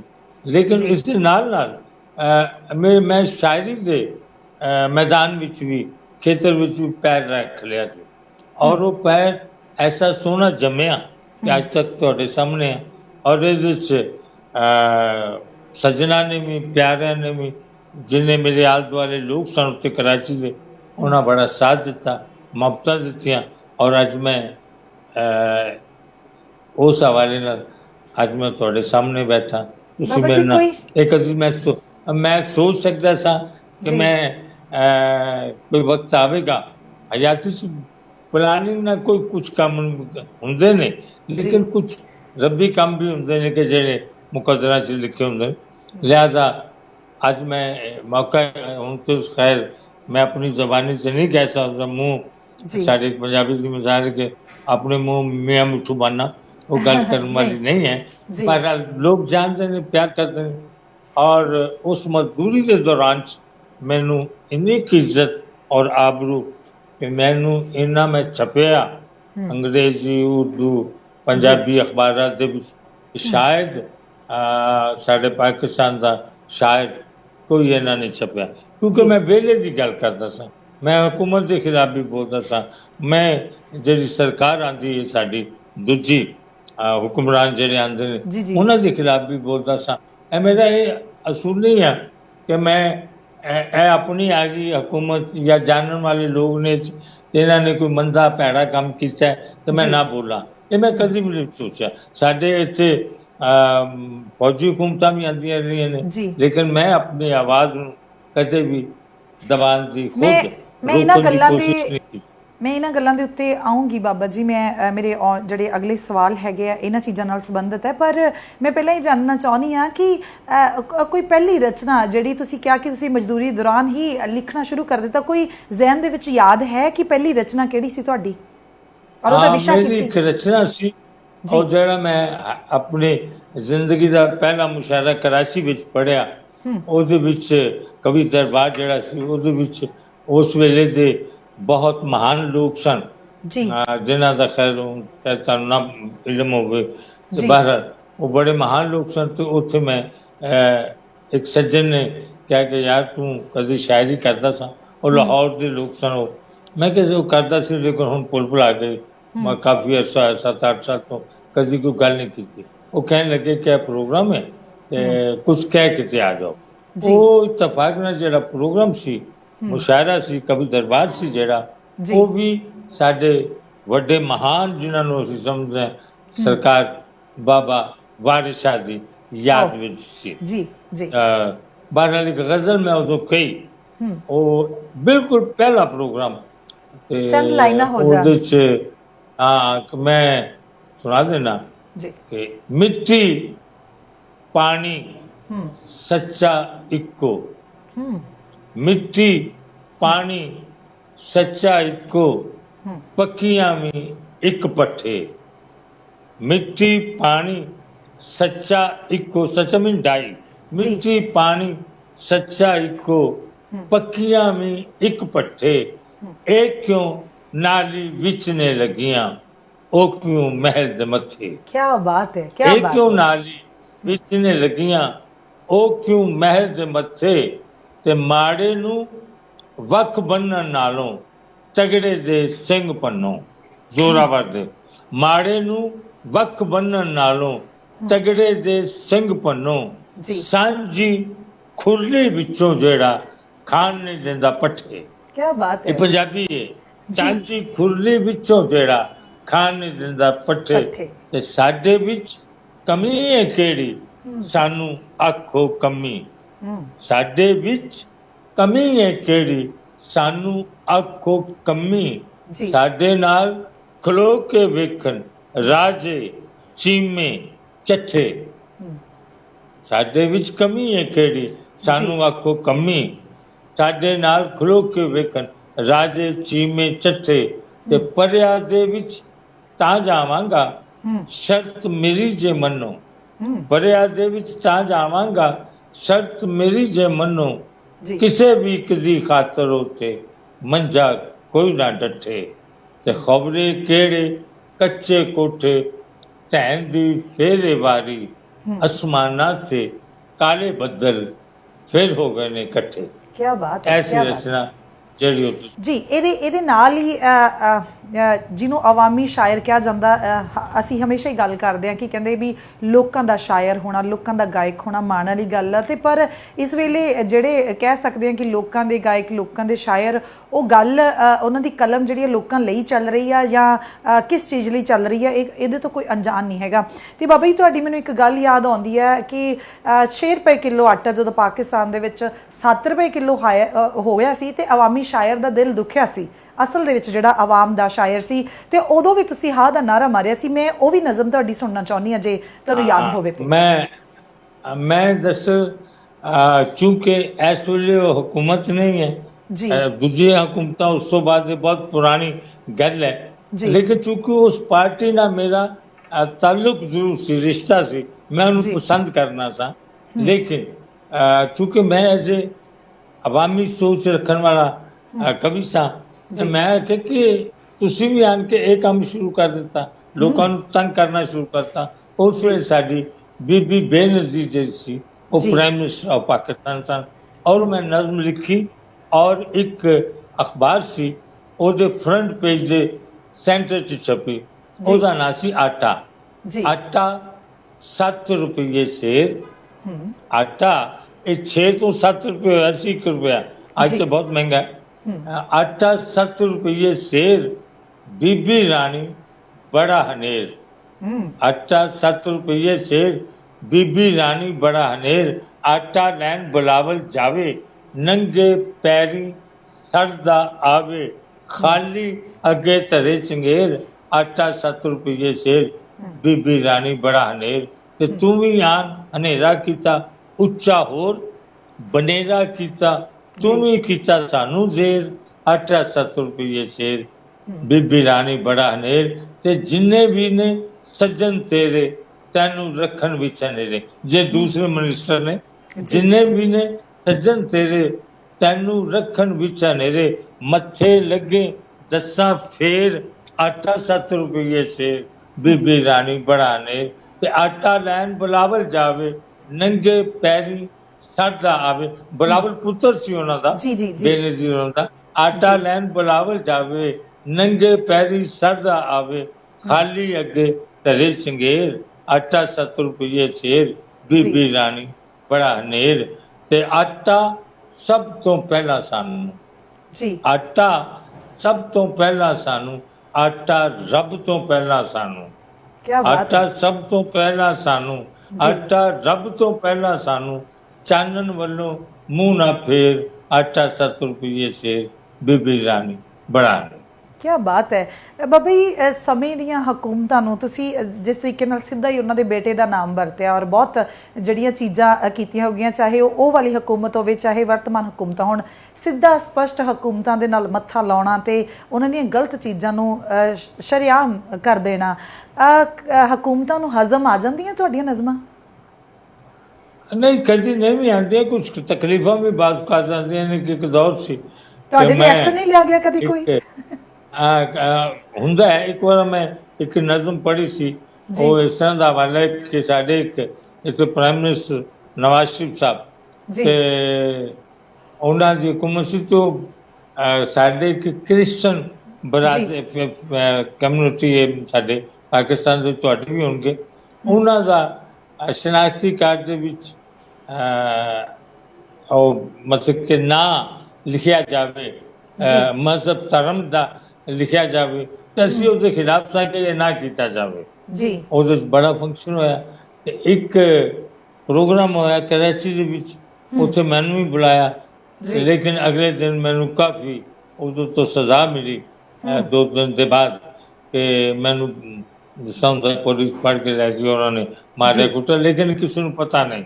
ਉਦੋਂ ਜੋ ਮੈਂ ਇਸ ਮੈਦਾਨ ਦੇ ਵਿੱਚ ਬਿਲਕੁਲ ਕੋਰਾ ਸਾਂ, ਨਵਾਂ ਸਾਂ, ਬਹਰਾਲ ਗੱਲ ਕੋਈ ਏਡੀ ਲੰਮੀ ਨਹੀਂ ਹੋਈ ਜੀ। ਹੁਣ ਆ ਜਾਂਦੇ ਆ ਬਾਬਾ ਜੀ ਕਿ ਜਿਹੜੇ ਫਿਕਰ ਕਰਦੇ ਆ ਲੋਕ, ਚਾਹੇ ਉਹ ਆਪਣੀਆਂ ਬੋਲੀਆਂ ਦੀ ਹੋਵੇ ਚਾਹੇ ਆਪਣੇ ਸੱਭਿਆਚਾਰ ਦੀ ਹੋਵੇ, ਤੇ ਸਭ ਤੋਂ ਪਹਿਲਾਂ ਤਾਂ ਮੈਂ ਇਹੀ ਜਾਣਨਾ ਚਾਹੁੰਦੀ ਹਾਂ ਕਿ ਬਹੁਤ ਜ਼ਿਆਦਾ ਸ਼ੋਰ ਮੱਚਿਆ ਹੋਇਆ, ਬਹੁਤ ਜ਼ਿਆਦਾ ਰੌਲਾ ਪਿਆ ਹੋਇਆ ਕਿ ਪੰਜਾਬੀ ਮਾਂ ਬੋਲੀ ਖਤਰੇ ਦੇ ਵਿੱਚ ਆ ਜੀ, ਪੰਜਾਬੀ ਸੱਭਿਆਚਾਰ ਖਤਰੇ ਦੇ ਵਿੱਚ ਆ। ਪਹਿਲਾ ਤਾਂ ਸਵਾਲ ਮੇਰਾ ਇਹੀ ਹੈ ਕਿ ਕੀ ਵਾਕਿਆ ਹੀ ਕੋਈ ਬੋਲੀ ਜਾਂ ਸੱਭਿਆਚਾਰ ਖਤਰੇ 'ਚ ਪੈ ਸਕਦਾ ਜੇ ਅਸੀਂ ਉਹਦੇ ਪ੍ਰਤੀ ਅਵੇਅਰ ਹਾਂ ਤਾਂ? ਨਹੀਂ, ਬਿਲਕੁਲ ਪੈ ਸਕਦਾ। ਜਦੋਂ ਅਸੀਂ ਆਪਣੀ ਮਾਂ ਬੋਲੀ ਬੋਲਣਾ ਛੱਡ ਦਿਆਂਗੇ ਜੀ, ਤੇ ਸਾਡਾ ਜਿਹੜਾ ਵਿਰਸਾ ਹੈ ਸਾਰਾ ਉਹ ਮੁੱਕ ਜਾਵੇਗਾ ਜੀ। ਇਸ ਲਈ ਜੇ ਸਾਡੀ ਨਵੀਂ ਨਸਲ ਮੈਦਾਨ ਵਿੱਚ ਜਿਹੜੀ ਖੇਤਰ ਵਿੱਚ ਆਈ ਹੈ, ਸਕੂਲਾਂ ਕਾਲਜਾਂ ਦੇ ਵਿੱਚ, ਯੂਨੀਵਰਸਿਟੀਆਂ ਦੇ ਵਿੱਚ ਮੌਜੂਦ ਹੈ, ਤੇ ਜੇ ਉਹਨਾਂ ਨੂੰ ਪੰਜਾਬੀ ਨਹੀਂ ਆਉਂਦੀ ਹੋਵੇਗੀ ਤੇ ਵਾਰਿਸ ਕਿਸ ਤਰ੍ਹਾਂ ਸਮਝਿਆ ਜਾਏਗਾ, ਬਾਬਾ ਫਰੀਦ ਦਾ ਕਿਸ ਤਰ੍ਹਾਂ ਪਤਾ ਲੱਗੇਗਾ, ਬੁੱਲੇ ਸ਼ਾਹ ਦਾ ਕਿਸ ਤਰ੍ਹਾਂ ਪਤਾ ਲੱਗੇਗਾ, ਸ਼ਾਹ ਹੁਸੈਨ ਤੇ ਬਾਹੂ ਮੀਆਂ ਮੁਹੰਮਦ ਬਖਸ਼ ਤੇ ਨਾਨਕ ਜੀ ਦਾ ਕਿਸ ਤਰ੍ਹਾਂ ਪਤਾ ਲੱਗੇਗਾ? ਨਾਨਕ ਜੀ ਦੀ ਸ਼ਾਇਰੀ ਜਿਹੜੀ ਹੈ ਉਹ ਵੀ ਤੇ ਪੰਜਾਬੀ ਹੈ ਨਾ। ਤੇ ਜੇ ਅਗਰ ਤੁਸੀਂ ਤੁਹਾਡੇ ਲੋਕ ਪੰਜਾਬੀ ਭੁੱਲ ਜਾਣਗੇ ਤੇ ਜੋ ਬਾਬਾ ਜੀ ਨੇ ਫਰਮਾਇਆ ਲੁਕਾਈ ਵਾਸਤੇ, ਲੋਕਾਂ ਵਾਸਤੇ ਜਾਂ ਧਰਮ ਦੇ ਥਰੂ ਤੁਹਾਡੇ ਤੀਕਰ ਅਪੜਾਇਆ, ਤੇ ਜੇ ਤੁਸੀਂ ਉਹ ਜ਼ਬਾਨ ਹੀ ਨਹੀਂ ਜਾਣਦੇ, ਬੋਲੀ ਨਹੀਂ ਜਾਣਦੇ, ਤੇ ਕਿਸ ਤਰ੍ਹਾਂ ਸਮਝੋਗੇ ਬਾਬੇ ਨਾਨਕ ਨੂੰ? ਬਾਬਾ ਨਾਨਕ ਜੀ ਨੇ ਉਹ ਸਾਡੇ ਵਾਸਤੇ ਕੀ ਕਿਹਾ? ਇਸੇ ਤਰ੍ਹਾਂ ਹੀ ਸਾਡੇ ਬਾਬਾ ਫਰੀਦ ਨੇ, ਬੁੱਲੇ ਜੀ ਸ਼ਾਹ ਨੇ, ਵਾਰਿਸ ਸ਼ਾਹ ਨੇ, ਸਾਡੇ ਖਾਜਾ ਗੁਲਾਮ ਸਿੰਘ, ਇਹ ਇਸੇ ਤਰ੍ਹਾਂ ਹੀ ਨੇ ਕਿ ਜੇ ਅਸੀਂ ਉਹਨਾਂ ਨੂੰ ਭੁੱਲ ਜਾਵਾਂਗੇ ਤੇ ਨਾ ਤੇ ਉਹਨਾਂ ਦੇ ਕੋਈ ਦਰਬਾਰਾਂ 'ਚ ਜਾਵੇਗਾ ਤੇ ਨਾ ਉਹਨਾਂ ਦਾ ਜਿਹੜਾ ਗਾਣ ਵਾਲੇ ਸਿੰਗਰ ਨੇ ਉਹਨਾਂ ਦੀ ਕੋਈ ਗੱਲ ਸੁਣੇਗਾ, तो किसा ਜੀ मैदान चाहेंगे? तो एक दिन ऐसा होएगा कि उन्होंने किताबां ਜਿਹੜੀਆਂ ਨੇ ਉਹਨਾਂ ਤੇ ਮਿੱਟੀ ਪੈ ਜਾਏਗੀ ਤੇ ਉਹ ਉਹਦੇ ਤੇ ਥੱਲੇ ਦਬ ਜਾਣ। ਤਾਂ ਕੀ ਤੁਸੀਂ ਸਹਿਮਤ ਹੋ ਇਸ ਗੱਲ ਨਾਲ ਕਿ ਜਿਹੜੇ ਜਿਹੜੇ ਹੁਣ ਡਾਟੇ ਸਾਹਮਣੇ ਆ ਰਹੇ ਆ, ਬਹੁਤ ਸਾਰੀਆਂ ਜਿਹੜੀਆਂ ਕਹਿ ਸਕਦੇ ਦੁਨੀਆ ਉੱਤੋਂ ਭਾਸ਼ਾਵਾਂ ਖਤਮ ਹੋ ਗਈਆਂ, ਪਰ ਜਿਹੜਾ ਇਹ ਕਿਹਾ ਜਾ ਰਿਹਾ ਹੈ ਕਿ ਪੰਜਾਬੀ ਵੀ ਆਉਣ ਵਾਲੇ ਕੁਝ ਸਾਲਾਂ ਦੇ ਵਿੱਚ ਭਾਵੇਂ ਕਿ ਉਹ ਅਰਸਾ ਕਾਫੀ ਲੰਬਾ ਹੈਗਾ ਤੇ ਪਰ ਫਿਰ ਵੀ ਉਹ ਕਿਹਾ ਜਾ ਰਿਹਾ ਕਿ ਪੰਜਾਬੀ ਜਿਹੜੀ ਮਾਂ ਬੋਲੀ ਹੈਗੀ ਆ ਇਹ ਆਉਣ ਵਾਲੇ ਕੁਝ ਸਮੇਂ ਦੇ ਦੌਰਾਨ ਖਤਮ ਹੋ ਜਾਊਗੀ, ਅਲੋਪ ਹੋ ਜਾਊਗੀ। ਕੀ ਇਦਾਂ ਹੋਣਾ ਮੁਮਕਿਨ ਹੈ? ਮੈਂ ਤਾਂ ਖੈਰ ਇੱਥੇ ਯਕੀਨ ਨਹੀਂ ਰੱਖਦਾ, ਲੇਕਿਨ ਜਿਹੜੇ ਹਾਲਾਤ ਨੇ ਤੇ ਜੇ ਅਸੀਂ ਇਸ ਵੇਲੇ ਮੈਦਾਨ 'ਚ ਬੈਠੇ ਹਾਂ, ਜਿਹੜੇ ਤੁਹਾਡੇ ਪਾਸੇ ਵੀ ਇਹ ਮੈਂ ਰੌਲਾ ਸੁਣਦਾ ਪਿਆ ਕਿ ਉਧਰ ਵੀ ਹਿੰਦੀ ਜ਼ਿਆਦਾ ਨੂੰ ਤਰਜੀਹ ਦਿੱਤੀ ਜਾਂਦੀ, ਲੋਕ ਜ਼ਿਆਦਾ ਹਿੰਦੀ ਬੋਲਣਾ ਪਸੰਦ ਕਰਦੇ ਨੇ। ਕਿਉਂਕਿ ਮੈਂ 2008 'ਚ ਆਇਆ ਸਾਂ तो जिस घर 'ਚ ਠਹਿਰਿਆ ਸਾਂ ਆਪਣਾ ਜਲੰਧਰ ਦੇ ਵਿੱਚ ਮੋਤਾ ਜੀ ਉਹਨਾਂ ਦਾ ਨਾਂ ਸੀ ਤੇ ਉਹਨਾਂ ਦੇ ਬੱਚੇ ਜਿਹੜੇ ਸੀ ਉਹ ਵੀ ਹਿੰਦੀ ਬੋਲਦੇ ਪਏ ਸਨ ਤੇ ਇਸੇ ਤਰ੍ਹਾਂ ਸਾਡੇ ਵੀ ਹੈ। ਤੇ ਜੇ ਅਸੀਂ ਇਹਨਾਂ ਨੂੰ ਜਗਾਉਣ ਦੀ ਕੋਸ਼ਿਸ਼ ਨਾ ਕੀਤੀ ਔਰ ਇਹਨਾਂ ਨੂੰ ਆਪਣੇ ਅਸੀਂ ਸਰਕਾਰਾਂ ਹੋਣ ਜਾਂ ਦੂਜੀਆਂ ਹਕੂਮਤਾਂ ਹੋਣ ਉਹਨਾਂ ਨੂੰ ਨਾ ਹਿਲਾਇਆ ਤੇ ਫਿਰ ਤੇ ਸਾਨੂੰ ਜਿਹੜੀਆਂ ਆਉਣ ਵਾਲੀਆਂ ਨਸਲਾਂ ਨੇ ਤੁਹਾਡੀਆਂ ਵੀ ਤੇ ਸਾਡੀਆਂ ਵੀ ਉਹ ਸਾਨੂੰ ਬੁਰਾ ਭਲਾ ਕਹਿਣਗੀਆਂ, ਮਤਲਬ ਜੀ ਬੋਝਣਾ ਕਿ ਸਾਡੀ ਨਿੰਦਿਆ ਕਰਨਗੀਆਂ ਕਿ ਸਾਡੇ ਮਾਪਿਆਂ ਨੇ ਸਾਨੂੰ ਸਾਡੀ ਜ਼ਬਾਨ ਹੀ ਨਹੀਂ ਦੱਸੀ ਤੇ ਅਸੀਂ ਵੀ ਧਰਮ ਤੋਂ ਦੂਰ ਹੋ ਜਾਵਾਂਗੇ ਨਾ।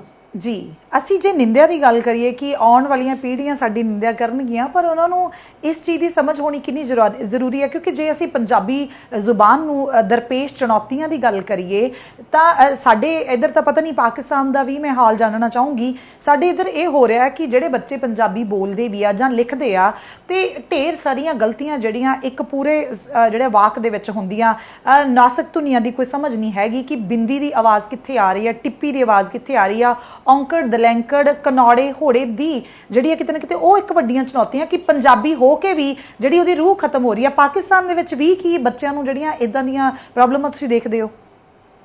ਬਲਕਿ ਸਾਡੇ ਤੇ ਇੱਥੇ ਪੰਜਾਬੀ ਬੋਲਣਾ ਇੱਕ ਪਾਪ ਸਮਝਿਆ ਜਾਂਦਾ ਹੈ। ਅੱਛਾ, ਸਕੂਲਾਂ ਕਾਲਜਾਂ ਦੇ ਸਕੂਲਾਂ ਦੇ ਕਿ ਨਾ ਬੋਲੋ ਜੀ ਇਸੇ ਵਾਸਤੇ ਤੇ ਸਾਡਾ ਜਿਹੜੀ ਅਸੀਂ ਕੁਛ ਸਾਡੇ ਤੋਂ ਪਹਿਲੇ ਵੱਡਿਆਂ ਨੇ ਵੀ ਕੋਸ਼ਿਸ਼ ਕੀਤੀ, ਅਸੀਂ ਵੀ ਹੁਣ ਆ ਮੈਦਾਨ 'ਚ ਆਏ ਹੋਏ ਹਾਂ ताकि जे असी चले भी जाइए दुनिया तो कम अज कम जब तक साड़ी हयाती है ये सारिया साड़ियाँ पाकिस्तान दे विच इस वे बेशुमार तंजीमां ने जिन्होंने पंजाबी दी तंजीमां बनिया हुई ने सारे पंजाब और सारे कोशिश कर रहे हैं। मैं कला नहीं, सारे लोग कोशिश कर रहे हैं कि असी अपनी जबान जिहड़ी है उन्होंने बचाना है, हर हाल च बचाना है, लिहाजा कोशिश कर रहे हैं। और असी ये भी चाह रहे हैं कि साड़ी जबान नूं पहली तो रख के BA तक कम अज कम सरकारी एक सबजैक्ट के तौर पर 10वीं तक तो वैसे पढ़ाया जाए, बाकायदा उस तो बाद अगर वो चांस हो अपना जिहड़ा भी सब्जैक्ट, क्योंकि मैट्रिक तक 10वीं जमात तक अगर एक बच्चा पंजाबी पढ़ लेगा तो मुड़ के भुलता नहीं, उन्होंने आ जाएगी सब कुछ। बाकी जिहड़ी समझाना होंदा वो समझ आ जाती है। सोसाइटी जी जो बहन खलोन चंगे लोगों पढ़े लिखे लोगों हो जाता है तो वह गल्लां आ जांदियां। असीं कदों सीखियां सी बचपन से ये सारा मुआशरा ही जे लुकाई जी है वो ही सानूं देंदी सब कुछ। ਬਾਬਾ ਜੀ ਰਸੂਲ ਹਮਜ਼ਾ ਤੋਬ ਨੇ ਕਿਹਾ ਸੀਗਾ ਕਿ ਉਹਨਾਂ ਨੇ ਕਿਹਾ ਸੀ ਕਿ ਜੇ ਕਿਸੇ ਨੂੰ ਸਭ ਤੋਂ ਵੱਡੀ ਬਾਦੂਆ ਦੇਣੀ ਹੋਵੇ ਤੇ ਇਹ ਦਿੱਤੀ ਜਾ ਸਕਦੀ ਹੈ ਵੀ ਜਾਂ ਤੈਨੂੰ ਤੇਰੀ ਜ਼ੁਬਾਨ ਜਿਹੜੀ ਆ ਮਾਂ ਬੋਲੀ ਭੁੱਲ ਜਾਵੇ।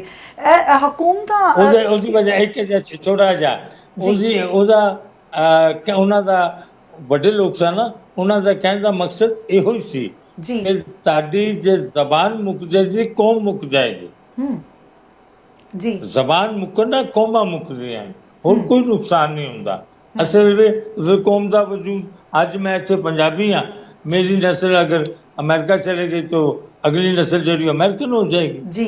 जो जबान मैं एक होर थोड़ी जी ਤੁਹਾਨੂੰ ਇੱਕ ਮੇਰਾ ਤਜਰਬਾ ਹੈ ਕਿ ਜੀ। ਮੈਂ ਅਗਰ ਲੰਡਨ 'ਚ ਜਾ ਰਿਹਾ ਹਾਂ ਜਾਂ ਕੋਈ ਵੀ ਅਮਰੀਕਾ 'ਚ ਜਾਂ ਬਰਤਾਨੀਆ 'ਚ ਕੈਨੇਡਾ ਜਿੱਥੇ ਵੀ ਜਾ ਰਿਹਾ ਹਾਂ, ਮੇਰੇ ਨਾਲ ਕੋਈ ਐਕਸੀਡੈਂਟ ਹੋ ਜਾਂਦਾ ਹੈ, ਮੈਂ ਡਿੱਗ ਪੈਣਾ, ਮੈਂ ਹਰ ਜ਼ਬਾਨ ਦੇ ਵਿੱਚ ਅੰਗਰੇਜ਼ੀ 'ਚ ਵੀ ਗੱਲ ਕਰਨਾ, ਅੰਗਰੇਜ਼ ਮੇਰੇ ਕੋਲ ਲਾਗੋਂ ਪੰਜਾਬੀ 'ਚ ਬੋਲ ਰਿਹਾ, ਅੰਗਰੇਜ਼ ਵੀ ਲਾਗੋਂ ਦੀ ਲੰਘ ਜਾਏਗਾ, ਮੇਰੇ ਅਰਬੀ ਵੀ ਲਾਗੋਂ ਦੀ ਲੰਘ ਜਾਏਗਾ, ਈਰਾਨੀ ਵੀ, ਜੋ ਵੀ ਚਾਈਨੀਜ਼ ਵੀ ਮੇਰੇ ਲਾਗੋਂ ਦੀ ਮੇਰੀ ਗੱਲ ਨਹੀਂ ਸੁਣੇਗਾ। ਤੇ ਜੇ ਮੈਂ ਉਹ ਗੱਲ ਪੰਜਾਬੀ 'ਚ ਕਰਦਾ ਹੋਵਾਂ ਤੇ ਉਹ ਜਿਹੜੀ ਪੰਜਾਬੀ, ਜੇ ਕੋਈ ਪੰਜਾਬੀ ਮੇਰੇ ਲਾਗੋਂ ਦੀ ਲੰਘੇਗਾ ਤਾਂ ਜ਼ਰੂਰ ਮੇਰੀ ਗੱਲ ਸੁਣੇਗਾ। ਭਾਸ਼ਾ ਦਾ ਮਕਸਦ ਜਿਹੜਾ ਹੈ ਉਹ ਇਹ ਵੇ ਕਿ ਸਾਡੇ ਬਾਹਰ ਦੇ ਮੁਲਕਾਂ 'ਚ ਵੀ ਜਾ ਕੇ ਅਸੀਂ ਅਗਰ ਆਪਣੀ ਭਾਸ਼ਾ ਨੂੰ ਯਾਦ ਰੱਖੀ। ਔਰ ਦੂਜੀ ਗੱਲ ਕਿ ਬਾਹਰ ਦੇ ਲੋਕ ਜਿਹੜੇ ਬਾਹਰ ਬੈਠੇ ਨੇ ਇਸ ਵੇਲੇ ਦੂਜੇ ਮੁਲਕਾਂ ਦੇ ਵਿੱਚ ਆਪਣਾ ਰੋਜ਼ੀ ਰੋਟੀ ਕਮਾਉਣ ਵਾਸਤੇ ਗਏ ਹੋਏ ਨੇ, ਉਹਨਾਂ ਵਾਸਤੇ ਵੀ ਇੱਕ ਜ਼ਰੂਰੀ ਸੱਦਾ ਹੈ, ਸੁਨੇਹਾ ਪੈਗਾਮ ਹੈ ਕਿ ਆਪਣੇ ਬਾਲਾਂ ਨਾਲ ਕਮ ਅਜ਼ ਕਮ ਉਹ ਆਪਣੀ ਮਾਦਰੀ ਜ਼ੁਬਾਨ ਜ਼ਰੂਰ ਬੋਲਣ। ਜੇ ਉਹਨਾਂ ਨੇ ਆਪਣੇ ਪਾਕਿਸਤਾਨ ਨਾਲ ਜਾਂ ਹਿੰਦੁਸਤਾਨ ਨਾਲ ਰਿਸ਼ਤਾ ਕਾਇਮ ਰੱਖਣਾ ਹੈ, ਦਾਦੀ ਦੀ ਗੱਲ ਸਮਝਣੀ ਹੈ, ਦਾਦੀ ਦੇ ਨਾਲ ਗੁਫ਼ਤਗੂ ਉਹਨਾਂ ਦਾ ਪੁੱਤਰ ਨੇ ਕਰਨੀ ਹੈ, ਉਹ ਉਹਨਾਂ ਨੂੰ ਆਪਣੀ ਜ਼ੁਬਾਨ ਆਉਣੀ ਚਾਹੀਦੀ ਹੈ, ਕਿਉਂਕਿ ਅੰਗਰੇਜ਼ੀ ਜਿਹੜੀ ਹੈ ਉਹ ਇੱਥੋਂ ਦੀ ਦਾਦੀ ਨਹੀਂ ਸਮਝਦੀ। ਇਹਦੇ ਵਿੱਚ ਤੁਸੀਂ ਹਕੂਮਤਾਂ ਨੂੰ ਕਿੰਨਾ ਕੁ ਜ਼ਿੰਮੇਵਾਰ ਸਮਝਦੇ ਹੋ? ਜੇ ਕੇਂਦਰੀ ਹਕੂਮਤਾਂ ਨੂੰ ਛੱਡ ਵੀ ਦਈਏ ਤੇ ਖਿੱਤਿਆਂ ਦੀਆਂ ਹਕੂਮਤਾਂ ਤੱਕ ਜਿਹੜੀਆਂ ਇਹਨਾਂ ਚੀਜ਼ਾਂ ਨੂੰ ਲੈ ਕੇ ਬਹੁਤੀਆਂ ਸੀਰੀਅਸ ਨਜ਼ਰ ਆਉਂਦੀਆਂ ਨਹੀਂ ਹੈਗੀਆਂ, ਤੇ ਕਿੰਨਾ ਕੁ ਜ਼ਿੰਮੇਵਾਰ ਸਮਝਦੇ ਹੋ ਕਿ ਜੇ ਹਕੂਮਤਾਂ ਚਾਹੁਣ ਤੇ ਬੜਾ ਕੁਝ ਹੋ ਸਕਦਾ ਹੈ? ਅਸਲ ਨੁਕਸਾਨ ਜਿਹੜਾ ਹੈ ਜੀ ਉਹ ਹਕੂਮਤਾਂ ਸਾਡਾ ਕਰ ਰਹੀਆਂ, ਅਸੀਂ ਨਹੀਂ ਕਰ ਰਹੇ ਜੀ। ਅਗਰ ਹਕੂਮਤਾਂ ਜਿਹੜੀਆਂ ਨੇ ਕਿਸੇ ਥਾਂ ਦੀਆਂ ਵੀ ਮੁਲਕ ਦੀਆਂ ਹਕੂਮਤਾਂ ਹੋਣ, ਉਹ ਜਿਹੜੀ ਚੀਜ਼ ਲਾਗੂ ਕਰ ਦਿੰਦੀਆਂ ਨੇ, ਮੁਖਤਲਿਫ ਕਾਨੂੰਨ ਬਣਾਉਂਦੀਆਂ ਨੇ, ਹਰ ਕਾਨੂੰਨ ਤੋਂ ਨਵੇਂ ਬਹਿ ਕੇ ਅਸੈਂਬਲੀ ਦੇ ਵਿੱਚ ਲੋਕ ਅਵਾਨਾਂ ਦੇ ਵਿੱਚ ਬਹਿ ਕੇ ਲੋਕ ਕਾਨੂੰਨ ਬਣਾਉਂਦੇ ਨੇ, ਤੇ ਉਹ ਰਾਇਜ਼ ਹੋ ਜਾਂਦਾ ਹੈ ਨਾ। ਸਾਡਾ ਹੀ ਪਾਕਿਸਤਾਨ ਦਾ ਜਾਂ ਹਿੰਦੁਸਤਾਨ ਦਾ ਜਾਂ ਕਿਸੇ ਵੀ ਮੁਲਕ ਦਾ ਕਾਨੂੰਨ ਜਿਹੜਾ ਹੈ ਉਹ ਲੋਕ ਹੀ ਬਣਾਉਂਦੇ ਨੇ ਨਾ, ਤੇ ਉਹ ਲੋਕ ਪੰਜਾਬੀ ਬਾਰੇ ਕਾਨੂੰਨ ਨਹੀਂ ਬਣਾ ਸਕਦੇ, ਇਹ ਪੜ੍ਹਾਈ ਜਾਣੀ ਚਾਹੀਦੀ। ਪਰ ਉਹ ਅਗਰ ਕਾਨੂੰਨ ਬਣਾ ਦੇਣਗੇ ਤੇ ਉਹ ਅਸੀਂ ਪੜ੍ਹਨਾ ਸ਼ੁਰੂ ਕਰ ਦੇंगे, ਬੱਚੇ ਵੀ ਪੜ੍ਹਨਾ ਸ਼ੁਰੂ ਕਰ ਦੇंगे। ਅਸੀਂ ਨਹੀਂ ਪੰਜਾਬੀ ਪੜ੍ਹੀ, ਲੇਕਿਨ ਸਾਡੇ ਪਿੱਛੇ ਇੱਕ ਪੂਰੀ ਰਹਿਤਰ ਖਲੋਤੀ ਹੋਈ ਸੀ ਜੀ, ਵਸੇਬ ਖਲੋਤਾ ਹੈ ਜੀ ਸਾਡਾ, ਜਿਨ੍ਹਾਂ ਨੇ ਸਾਨੂੰ ਪੰਜਾਬੀ ਦੱਸ ਦਿੱਤੀ, ਤੇ ਅਸੀਂ ਪੰਜਾਬੀ ਦੇ ਵਿੱਚ ਨਾ ਪੜ੍ਹਨ ਦੇ ਬਾਵਜੂਦ ਵੀ ਅਸੀਂ ਪੰਜਾਬੀ 'ਚ ਲਿਖਣੇ ਪਏ ਹਾਂ। ਸਾਡੇ ਬਾਬਿਆਂ ਨੇ ਵੀ ਲਿਖਿਆ, ਵੱਡਿਆਂ ਨੇ, ਨਾਨਕ ਜੀ ਕਿਹੜੇ ਸਕੂਲ ਗਏ ਸਨ ਜਾਂ ਬਾਬਾ ਜੀ ਫਰੀਦ ਜੀ ਕਿਹੜੇ ਸਕੂਲ ਗਏ ਸਨ, ਲੇਕਿਨ ਚूंकि ਉਸ ਜ਼ਮਾਨੇ ਦੀ ਜ਼ਬਾਨ ਸੀ ਉਹਨਾਂ ਨੇ ਉਸੇ ਜਿਹੜਾ ਵੀ ਵੱਡਾ ਆਦਮੀ ਆਉਂਦਾ ਨਾ ਉਹ ਹਮੇਸ਼ਾ ਆਪਣੀ ਲੁਕਾਈ ਵਾਸਤੇ, ਆਪਣੇ ਲੋਕਾਂ ਵਾਸਤੇ, ਆਮ ਆਦਮੀ ਵਾਸਤੇ ਜਦ ਤੱਕ ਆਪਣੀ ਜ਼ਬਾਨ 'ਚ ਗੱਲ ਨਹੀਂ ਕਰੇਗਾ ਉਹਨਾਂ ਦੀ ਸਮਝ 'ਚ ਨਹੀਂ ਆਵੇਗੀ। ਇਸੇ ਲਈ ਲੋਕਾਂ ਨੇ ਤਬਦੀਲ ਵੀ ਹੋ ਜਾਂਦੇ ਨੇ, ਇੱਧਰ ਵੀ ਚਲੇ ਜਾਂਦੇ ਨੇ। ਜ਼ਬਾਨ ਦੀ ਸਮਝ ਆਵੇ ਤਾਂ ਫਿਰ ਹੀ ਬੰਦਾ ਕੁਝ ਕਰ ਸਕਦਾ। ਤੁਸੀਂ ਅਲੱਗ-ਅਲੱਗ ਧਰਮਾਂ ਦੇ ਇਕੱਠ ਨੂੰ, ਉਹਨਾਂ ਦੇ ਪਿਆਰ ਨੂੰ, ਕਿਉਂਕਿ ਸਾਡੇ ਇਤਿਹਾਸ ਰਿਹਾ, ਚਾਹੇ ਸਿੱਖ ਗੁਰੂ ਸਾਹਿਬਾਨ ਹੋਣ, ਚਾਹੇ ਕਿਸੇ ਵੀ ਧਰਮ ਦੇ ਪੈਰੋਕਾਰ ਹੋਣ, ਸਭ ਨੇ ਹਮੇਸ਼ਾ ਏਕਤਾ ਤੇ ਪਿਆਰ ਤੇ ਜ਼ੋਰ ਦਿੱਤਾ ਕਿ ਤੁਹਾਡੀ ਵਿਚਾਰਧਾਰਾ ਚਾਹੇ ਕੋਈ ਵੀ ਹੋਵੇ, ਸਭ ਤੋਂ ਉੱਪਰ ਜਿਹੜਾ ਇਨਸਾਨੀਅਤ ਦਾ ਪਿਆਰ ਤੇ ਏਕਾ ਇੰਪੋਰਟੈਂਟ ਹੈ। ਸੋ ਅਵਾਮੀ ਸ਼ਾਇਰ ਨੇ ਮਾਂ ਬੋਲੀ ਦੇ ਲਈ ਵੀ ਹਾਂ ਦਾ ਨਾਰਾ ਮਾਰਿਆ ਸੀ, ਤੇ ਜਿਹੜੇ ਧਰਮਾਂ ਦੇ ਪਿਆਰ ਮੁਹੱਬਤ ਨੂੰ ਕਾਇਮ ਦਾਇਮ ਰੱਖਣ ਦੇ ਲਈ ਵੀ ਹਾਂ ਦਾ ਨਾਰਾ ਮਾਰਿਆ ਸੀ। ਸੋ ਮੈਂ ਦੋਨੇ ਨਜ਼ਮਾਂ ਚਾਹੁੰਦੀ ਹਾਂ ਕਿ ਥੋੜੇ ਅੰਸ਼ ਜਿਹੜੇ ਜ਼ਰੂਰ ਤੁਹਾਡੀ ਜ਼ੁਬਾਨ ਤੋਂ ਸੁਣਨਾ ਚਾਹੁੰਦੀ ਹਾਂ। ਨਹੀਂ, ਜਿਹੜੇ ਆਪਣਾ ਮੇਰਾ ਜਿਹੜਾ ਮੈਦਾਨ ਹੈ ਨਾ ਉਹ ਦੋ ਤਿੰਨਾਂ ਜਗ੍ਹਾ ਦੇ ਵਿੱਚ ਮੈਂ ਹੁਸਨ, ਰੁਖਸਾਰ, ਬੁੱਲਾਂ ਦੀ ਗੱਲਾਂ ਦੀ ਗੱਲ ਨਹੀਂ ਕਰਦਾ, ਮੈਂ ਮਜ਼ਦੂਰ ਦੀ ਗੱਲ ਕਰਨਾ, ਮੈਂ ਮਾੜੇ ਦੀ ਗੱਲ ਕਰਨਾ, ਤੇ ਮੈਂ ਲੋਕਾਂ ਵਿੱਚ ਸਾਂਝ ਪੈਦਾ ਕਰਨਾ ਚਾਹਨਾ। ਤੇ ਜਿਹੜੀਆਂ ਲੜਾਈਆਂ ਨੇ, ਛੋਟੀਆਂ ਝਗੜੇ ਨੇ, ਇਹਦੇ ਤੇ ਜਿੰਨਾ ਸਰਮਾਇਆ ਖਰਚ ਹੁੰਦਾ ਹੈ ਉਹ ਸਾਡੀ ਬੋਲੀ ਤੇ ਕਰਦੇ ਹੋ, ਬਾਲਾਂ ਨੂੰ ਬੋਲੀ ਸਿਖਾ ਦਿਓ, तो ज्यादा इंसानियत वास्ते, लुकाई वास्ते हॉस्पिटल बना दो, स्कूल बना दो, कॉलेज बना दो, यूनिवर्सिटियां बना दो, तो अच्छा लगेगा। बजाय के जरा ਅਸੀਂ फायर करके बंदे भी मारने हैं ਤੇ ਨਾਲੇ ਪੈਸਾ ਵੀ ਜ਼ਾਇਆ ਕਰਨਾ, तो ਉਹ ਪੈਸਾ ਬਾਹਰ ਦੀਆਂ ਲੋਕਾਂ ਨੇ ਲੈਣਾ ਸਾਡੇ ਕੋਲ, ਅਸਲਾ ਤੇ ਉਹੀ ਬਣਾਉਂਦੇ ਨੇ ਨਾ। ਬੇਸਰ ਨਹੀਂ ਹੈ ਕਿ ਅਸੀਂ ਉਹਨੂੰ ਉਹਦੇ ਤੋਂ ਇਨਕਾਰ ਕਰਦੇ ਕਿ ਨਹੀਂ, ਇਹ ਪੈਸਾ ਇਨਸਾਨਾਂ ਤੋਂ ਲੁਕਾਈ ਤੇ ਖਰਚ ਹੋਣਾ ਚਾਹੀਦਾ। ਜੀ। ਸੋ ਬਾਬਾ ਜੀ ਇਹ ਜਿਹੜੇ ਸੁਨੇਹੇ ਆ ਤੁਹਾਡੀਆਂ ਨਜ਼ਮਾਂ ਦੇ ਵਿੱਚੋਂ ਵੀ ਨਜ਼ਰ ਆਉਂਦੇ ਆ ਤੇ ਮੈਂ ਚਾਹੁੰਦੀ ਹਾਂ ਕਿ ਕੁਝ ਜਿਹੜੇ ਆ ਇਸ ਏਕੇ ਨੂੰ ਪਿਆਰ ਮੁਹੱਬਤ ਨੂੰ ਸਰਸ਼ਾਰ ਕਰਦੀ ਹੋਈ ਤੁਹਾਡੀ ਕੋਈ ਰਚਨਾ। मेरी एक बड़ी नज्म गोली बड़ी मजगमन के हवाले ना सी बहुत देर पहले कही सी जे पाकिस्तान चोर वे थे साढ़े पंजाब च बल्कि पूरी दुनिया थे अजे वो तर्जमा उसका नहीं होया लेकिन जेडे पंजाबी समझते हैं या साढ़े उर्दू भी समझते हैं हिंदी भी समझते हैं उन्होंने की समझ च भी हिंदी वाले भी समझ जाते हैं साड़ी गल वो जान के कहते हैं इस उर्दू दान भी समझ जाते जान के कहते हैं साड़ी पंजाबी समझ नहीं आती ऐसी गल नहीं जो सदियों तो बंदा या सालों तो बंदे इकट्ठे रहते हैं तो थोड़ा बहुता जैसे मजाज समझ सकने सोच नूं पछाण सकने ते जबान भी समझ आउंदी वो मैं तुहाडे अगे कि गोली अन्नी गुंगी बोली गोली गोली अन्नी गुंगी बोली गोली संगियो ਇਹਦਾ ਸੰਗ ਨਹੀਂ ਚੰਗਾ ਸੰਗਿਓ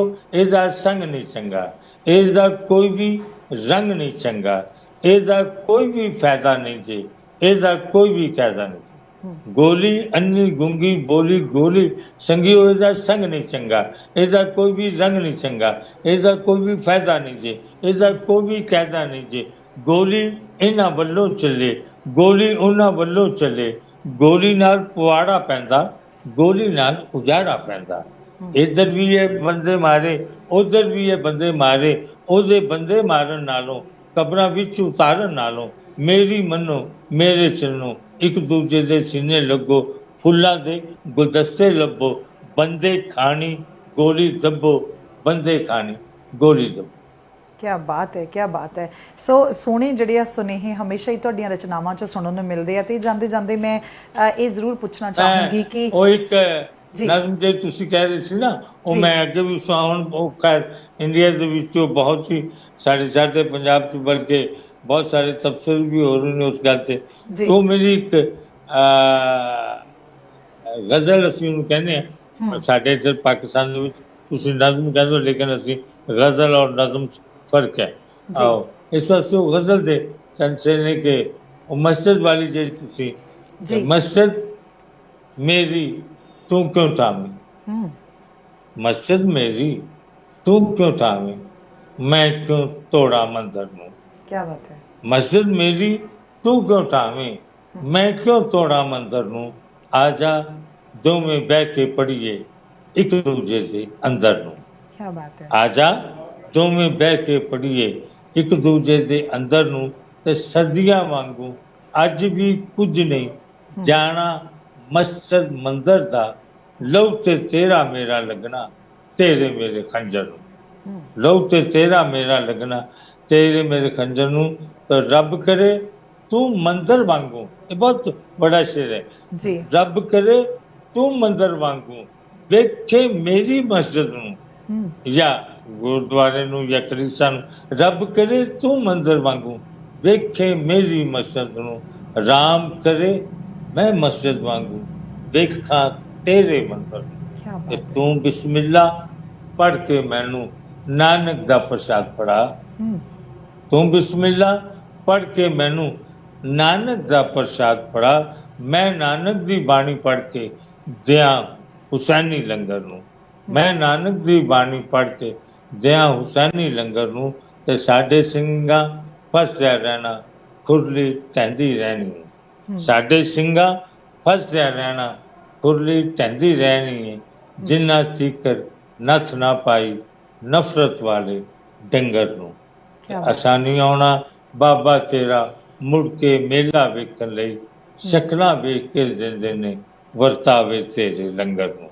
शक्लां वेख के दिंदे ने ते आखिर विच एक शेर तुहाडे लई कि अंबर दा मैं बूहा खोल के वेखांगा अंबर दा मैं बूहा खोल के वेखांगा रब दे नाल पंजाबी बोल के वेखांगा जी बहुत खूबसूरत कमाल ही होंदी है बाबा जी ਤੁਹਾਨੂੰ ਸੁਣ ਕੇ ਇਦਾਂ ਲੱਗਦਾ ਹੈ ਕਿ ਮੇਰੀ ਖੁਸ਼ਕਿਸਮਤੀ ਹੈ ਕਿ ਮੈਨੂੰ ਇਸ ਤਰੀਕੇ ਨਾਲ ਇਕੱਲਿਆਂ ਬੈਠ ਕੇ ਤੁਹਾਨੂੰ ਸੁਣਨ ਦਾ ਮੌਕਾ ਮਿਲ ਰਿਹਾ ਤੇ ਇਦਾਂ ਲੱਗਦਾ ਹੁੰਦਾ ਕਿ ਜਿਵੇਂ ਸਾਡੇ ਪੰਜਾਬੀ 'ਚ ਬੋਲਦੇ ਆ ਨਾ ਕਿ ਲਿਵ ਲੱਗ ਜਾਂਦੀ ਆ, ਉਹ ਲਿਵ ਵਾਲਾ ਜਿਹੜਾ ਸਕੂਨ ਕਿਤੇ ਨਾ ਕਿਤੇ ਮਿਲਦਾ ਹੈਗਾ।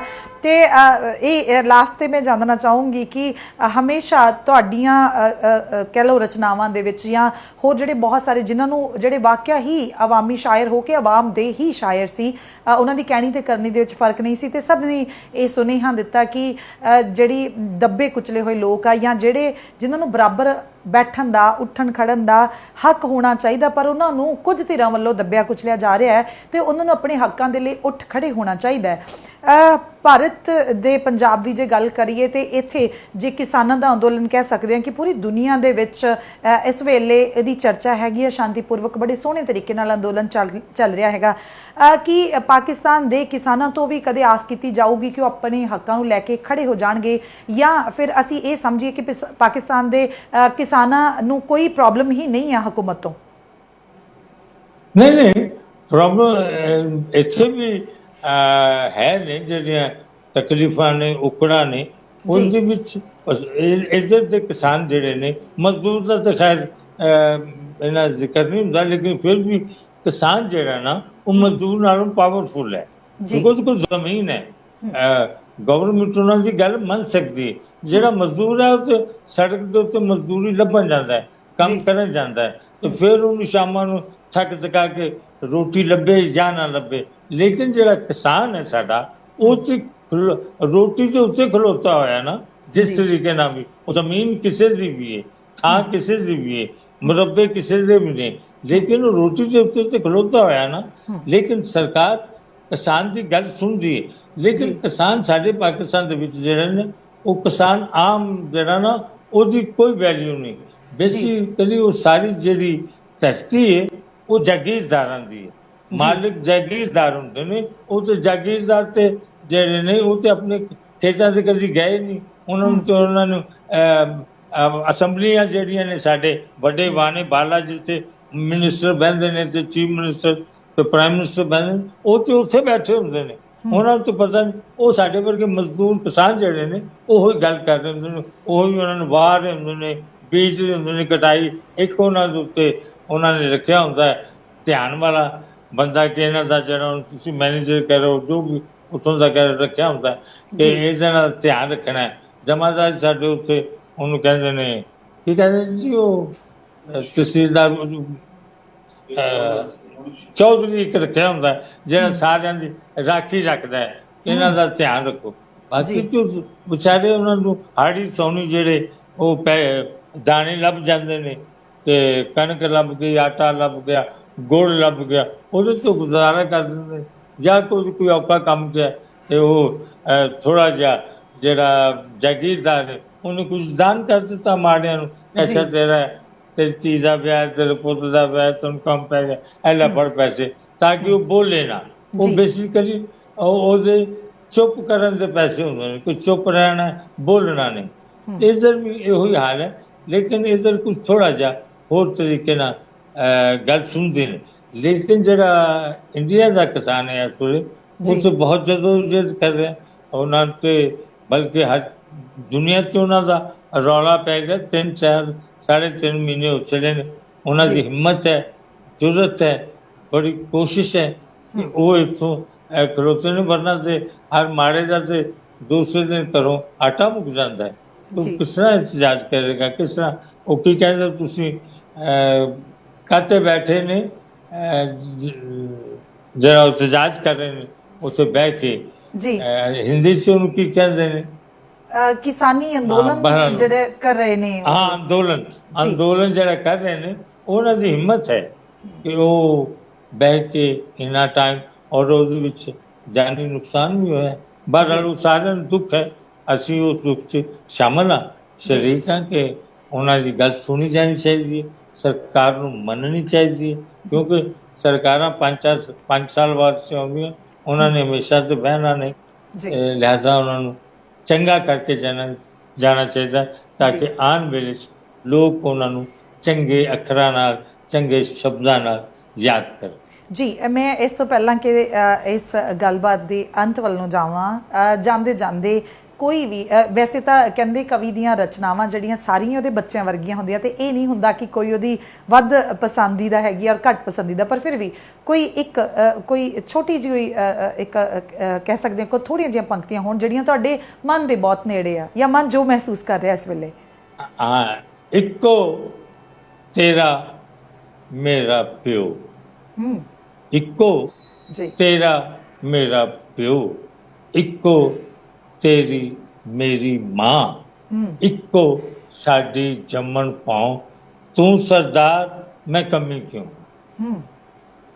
ਇੱਕੋ ਤੇਰਾ ਮੇਰਾ ਪਿਓ, ਇੱਕੋ ਤੇਰੀ ਮੇਰੀ ਮਾਂ, ਇੱਕੋ ਸਾਡੀ ਜੰਮਣ ਪਾਉ, ਤੂੰ ਸਰਦਾਰ ਮੈਂ ਕਮੀ ਕਿਉਂ। ਕੀ ਬਾਤ ਹੈ, ਬਹੁਤ ਬਹੁਤ ਸ਼ੁਕਰੀਆ ਤੁਹਾਡਾ। ਤੁਸੀਂ ਬਹੁਤ ਬਿਜ਼ੀ ਸੀ ਤੇ ਬਾਰ-ਬਾਰ ਜਿਹੜਾ ਮੈਂ ਗੁਜ਼ਾਰਿਸ਼ ਕਰ ਰਹੀ ਸੀ ਤੇ ਮੇਰੀ ਗੁਜ਼ਾਰਿਸ਼ ਮੰਨਣ ਦੇ ਲਈ ਟਾਈਮ ਕੱਢਣ ਦੇ ਲਈ ਬਹੁਤ-ਬਹੁਤ ਸ਼ੁਕਰੀਆ। ਕੋਸ਼ਿਸ਼ ਰਹੂਗੀ ਕਿ ਫਿਰ ਤੋਂ ਦੁਬਾਰਾ ਜਲਦੀ ਤੁਹਾਡੇ ਨਾਲ ਗੱਲਬਾਤ ਹੋਵੇ। ਟਾਈਮ ਕੱਢਣ ਦੇ ਲਈ ਬਹੁਤ-ਬਹੁਤ ਸ਼ੁਕਰੀਆ ਬਾਬਾ ਨਜ਼ਮੀ ਜੀ। ਰੱਬ ਰੱਖਾ, ਜਿਉਂਦੇ ਰਹੋ, ਸਲਾਮਤ ਰਹੋ, ਸਤਿ ਸ਼੍ਰੀ ਅਕਾਲ ਜੀ। ਸੋ ਤੁਸੀਂ ਦੇਖਦੇ ਰਹੋ ਔਨ ਏਅਰ ਟੀਵੀ ਤੇ ਲਗਾਤਾਰ ਇਦਾਂ ਦੀਆਂ ਜਿਹੜੀਆਂ ਇੰਟਰਵਿਊਜ਼ ਆਰਗੇਨਾਈਜ਼ ਕਰਨ ਦੀ ਹਮੇਸ਼ਾ ਕੋਸ਼ਿਸ਼ ਰਹੂਗੀ। ਦੇਖਦੇ ਰਹੋ ਔਨ ਏਅਰ ਮੇਰਾ ਮੰਤੂਰ।